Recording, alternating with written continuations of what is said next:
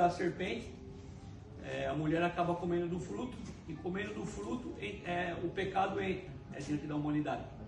Que a Bíblia fala que o cabeça de raça, que era Adão, ele caiu e o pecado entrou no mundo. Então nós já nascemos com a nossa natureza corrompida, por conta do pecado que foi colocado no mundo.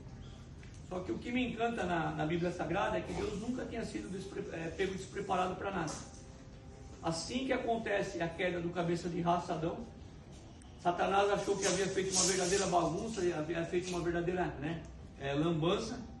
Só que Deus, em Gênesis 3,15, inspira a escrever: porém inimizade entre você e a mulher, entre a sua descendência e a descendência dela. Aí Deus vai falar: este lhe ferirá a sua cabeça e você lhe ferirá o calcanhar.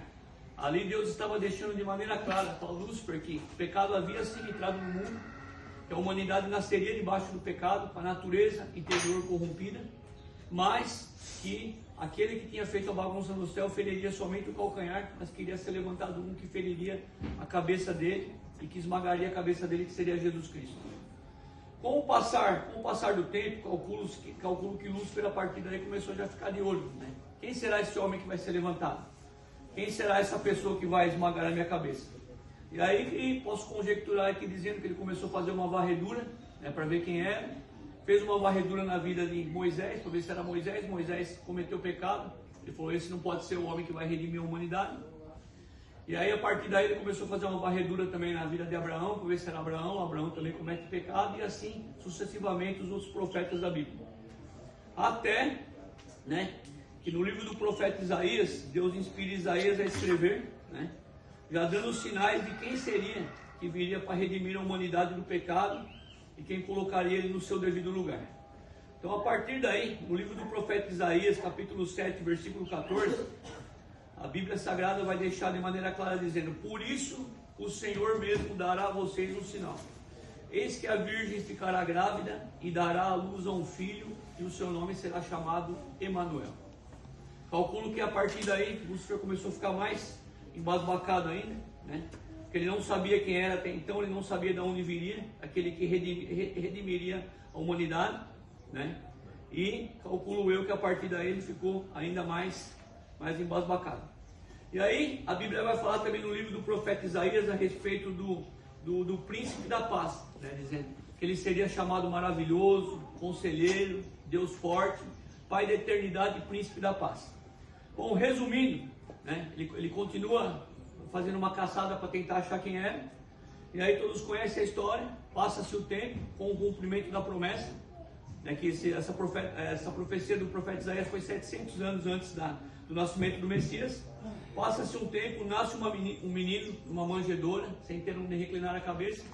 E esse menino vai crescendo, vai realizando milagres, vai mostrando já que ele viria para redimir a humanidade, porque a função de Cristo na terra como homem foi vir para salvar a humanidade do pecado, da sua natureza corrompida.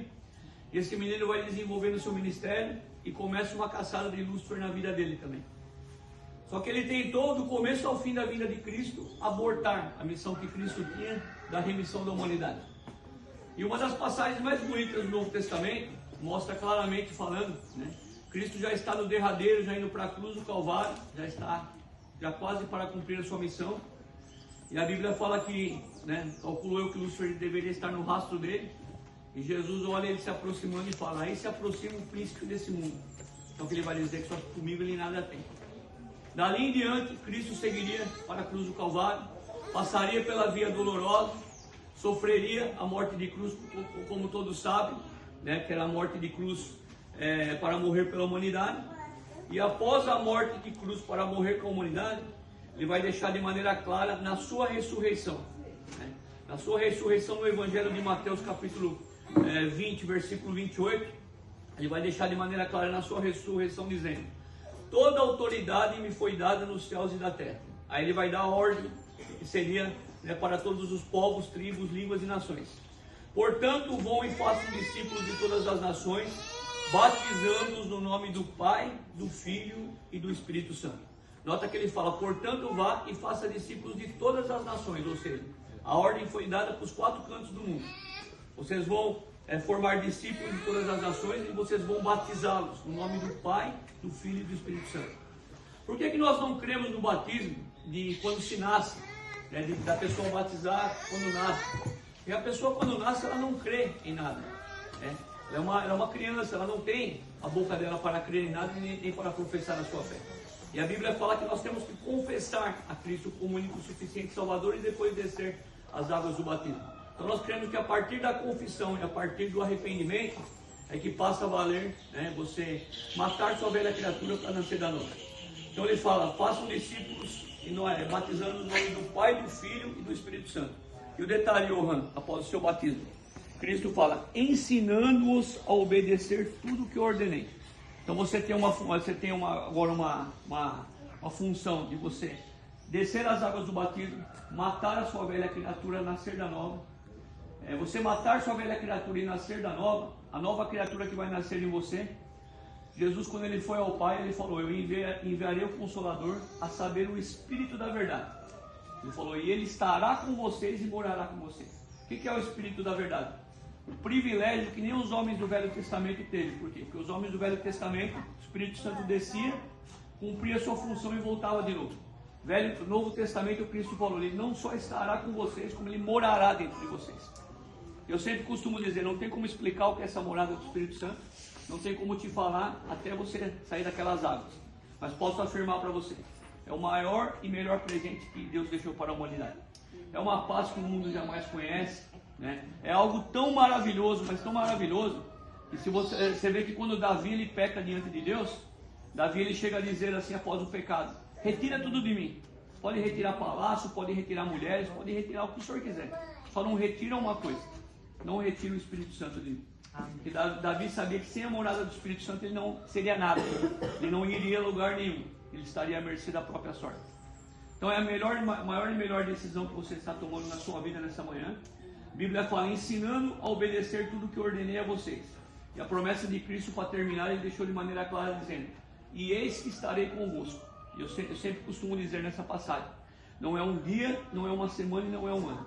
Eis que estarei convosco todos os dias. Aleluia. Até a consumação do século. Glória a Deus. Ou seja, ele estará conosco todos os dias. Eu saiba que você tem uma família, né? Você tem uma igreja. Você está hoje fazendo, como eu disse, a maior e melhor decisão da sua vida, de matar a velha criatura e nascer da nova. Amém. Pastor Carlos, após o novo nascimento, vai ser fácil a jornada? Não. Você viu que aqui o ensinamento dele, após a ascensão dele, foi ensinando tudo o que eles devem obedecer. Nós temos que ter uma vida de obediência. Martinho Lutero, que foi o pai da Reforma Protestante, que eu sempre cito aqui nos batismos, Martinho Lutero certa vez disse algo que parecia engraçado, mas era verdadeiro. Ele falou, pensei que minha velha natureza tinha morrido nas águas do batismo, mas descobri que cada nada sabe nadar. Agora eu tenho que fazer o que? Matá-la todos os dias. Então, você vai ter uma guerra com a sua natureza após o seu batismo? Vai. Só que você vai ter a morada do Espírito Santo dentro de você. Um dos atributos do Espírito Santo, ele é chamado de Paracletos. Paracletos no original significa o quê? Chamado para estar dentro ou chamado para estar ao lado.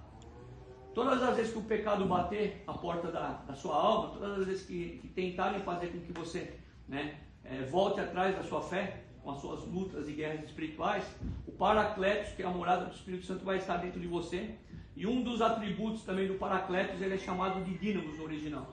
Dínamos vem da raiz dinamite, e dinamite ela tem a função de explodir, né? A função da dinamite na realidade ela é explodir qualquer tipo de coisa.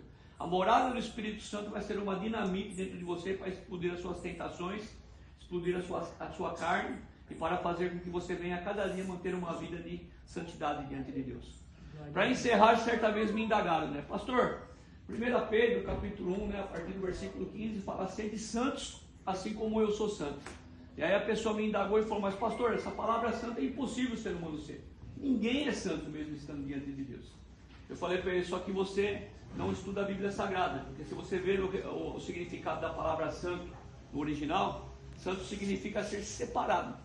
Ele falou, me explica melhor, pastor. Eu falei, o convite da palavra santidade é que nós sejamos separados a cada dia desse mundo. Amém. Sejamos separados da nossa carne, sejamos separados da nossa natureza e sejamos separados para Deus. Como que eu me torno separado diante de Deus? Tudo aquilo que eu sei que não agrada a Cristo, eu vou tirar da minha vida. Tudo aquilo que eu assisto, tudo aquilo que eu vejo, todas as minhas ações, tudo aquilo que eu caminho a cada dia, nós somos convidados a caminhar. Por isso que eu encerro aqui, por isso que a palavra cristianismo significa protestante. E o cristianismo ele protesta contra o quê? Protesta contra tudo que o mundo tem falado nos dias de hoje que é bom. A inversão de valores, as contrariedades e todo o restante o mundo fala que é bom e agradável. Nós dizemos que não, nós dizemos que nós temos que separar-nos do mundo para vivermos diante do Senhor. Amém? Amém. Nesse exato momento agora, vamos estar indo para a parte do louvor. Quem vai estar louvando aí já pode se posicionar.